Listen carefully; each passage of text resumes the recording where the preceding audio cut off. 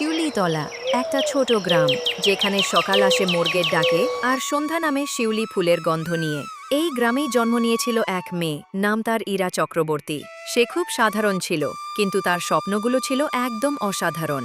ইরা ছোটবেলা থেকেই চুপচাপ। সে বেশি কথা বলতো না, কারণ সে বুঝে গিয়েছিল সব কথা সবাই বোঝে না। গ্রামের মানুষ বলল তো, মেয়েটা কেমন জানি চুপচাপ, ওকে দিয়ে কিছু হবে না। কিন্তু কেউ জানতো না এই নীরবতার মধ্যেই লুকিয়ে আছে একটা শক্ত মনের গল্প।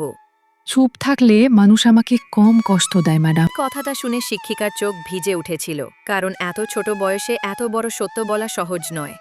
মেয়েকে আর পড়িয়ে কি হবে? মেয়েদের তো শেষমেশ সংসারই করতে হয়। কিছু বলে না, শুধু চুপ করে থাকে। সেদিন ইরা প্রথম কেঁদেছিল, চিৎকার করে নয়, চুপচাপ, বালিশে মুখ গুজে। আমি পড়ব, কারণ আমি যদি হেরে যাই তাহলে মা বাবা সব কষ্ট বৃথা হয়ে যাবে। সেই দিন থেকেই ইরার লড়াই শুরু। সকাল স্কুল, বিকেলে টিউশন, রাতে বাবার পাশে বসে গল্প। তার জীবন সহজ ছিল না, কিন্তু তার মনটা ছিল শক্ত। এত পড়ে কি হবে? মেয়েদের আবার স্বপ্ন কিসে? কিছু বলে না, শুধু মুচকি হাসে। ইরা জানত সব প্রশ্নের উত্তর কথায় হয় না, কিছু উত্তর দিতে হয় নিজের সাফল্য। কলকাতা, ভিড়, আলো, অচেনা মানুষ। গ্রাম ছেড়ে শহরে এসে ইরা বুঝেছিল এখানে টিকে থাকতে হলে নিজেকে আরও শক্ত করতে হবে। তুমি এত চুপচাপ কেন? এভাবে থাকলে কেউ পাত্তা দেবে না।